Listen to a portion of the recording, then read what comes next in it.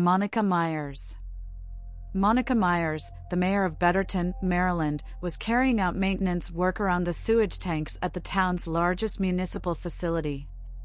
According to the Lawrence Journal-World, Myers fell 4 feet from the catwalks into a 15-foot aeration tank filled with human waste, which a deputy in the town's police department described as having the consistency of putty. Her body was found floating face down by the town engineer the next day. Stanton Walker. 20-year-old Walker was watching an amateur baseball game in Morristown, Ohio, with a friend on either side of him. One of the friends borrowed a knife from the other to sharpen his pencil as he was keeping score, and when he was finished, passed the knife to Walker to pass to the other friend.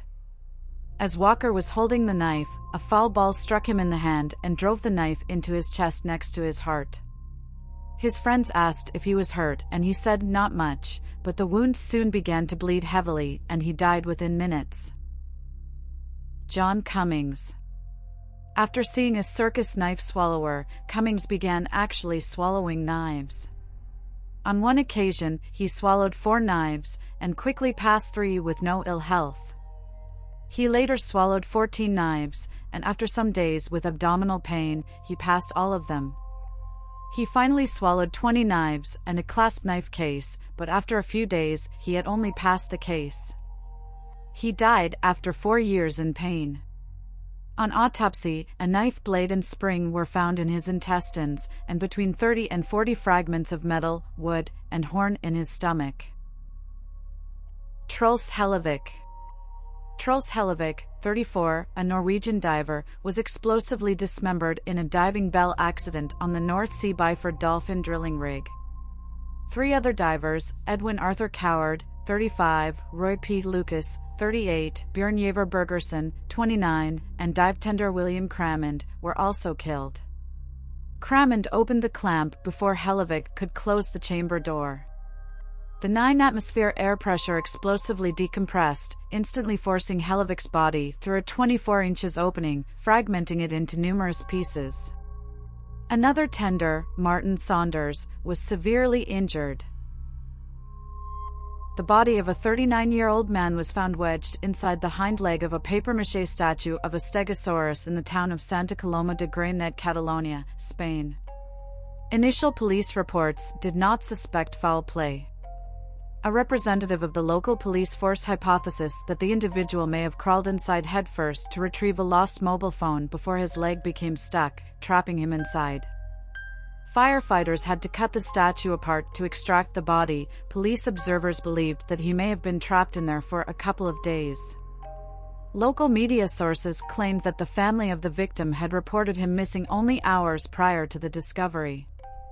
The body was discovered when a man and his son noticed an unusual smell from the dino and saw the body through a crack in the statue. John A. Burns, Richard Leroy McKinley, and Richard C. Legg.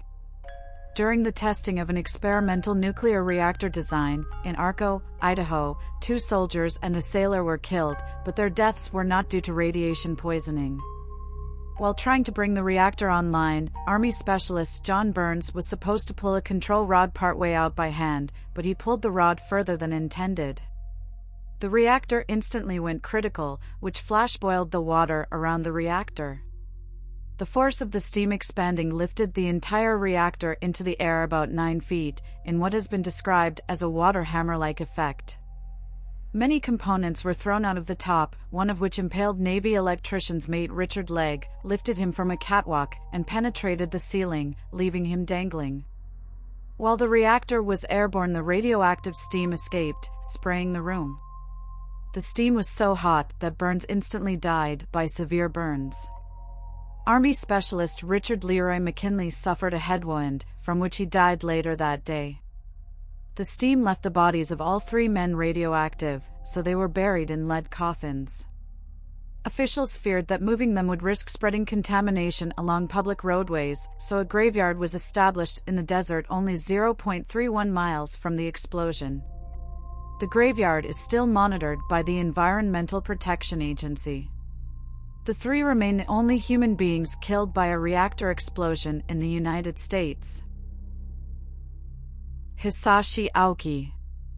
On September 30, 1999, Hisashi Aoki and two other technicians, Masato Shinohara and Yutaka Yukawa, were improperly preparing reactor fuel for the Joyo reactor at the Tokai nuclear power plant, leading to a criticality accident.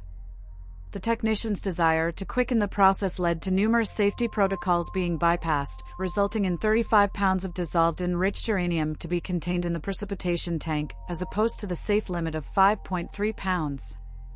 Aoki, who was holding a funnel through which uranyl nitrate was being poured into the feeder tank, was dosed with approximately 17 sieverts of radiation and received the highest dose of the three.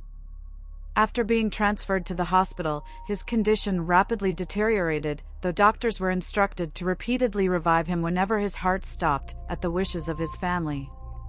Attempts at treatment, including an early use of peripheral stem cell transplantation, were carried out over the course of almost 3 months, but they ultimately failed, and he died on December 21, 1999, following an unrecoverable cardiac arrest.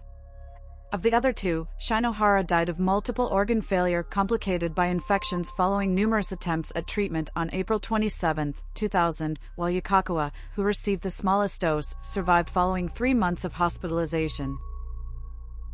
If you found this video intriguing, don't forget to like, share, and subscribe for more captivating content.